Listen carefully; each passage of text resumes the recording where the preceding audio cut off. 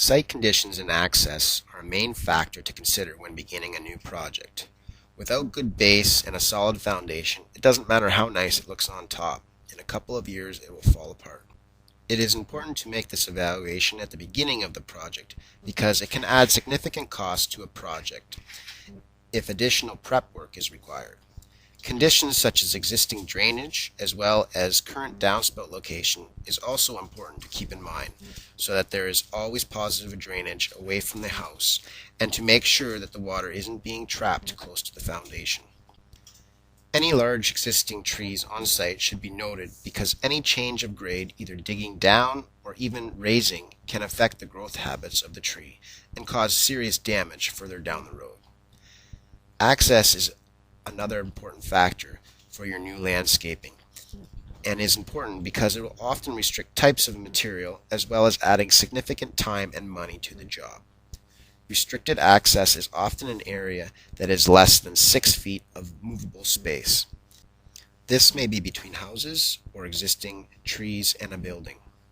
It is important to keep this in mind when planning features for your yard as well as some materials.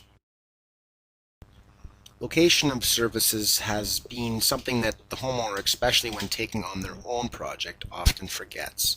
This means location of existing services such as gas, electrical, and cable.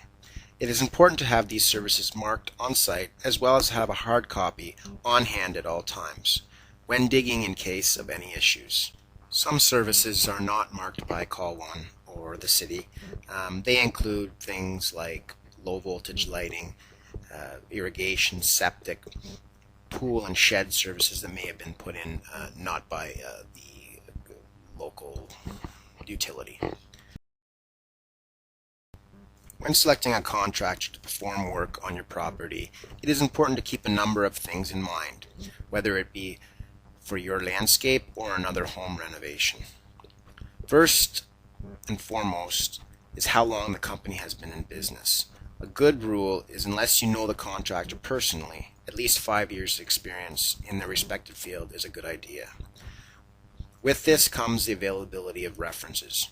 Make sure that you can personally go to these people's houses or wherever the work may be done and talk to the homeowner about the contractor.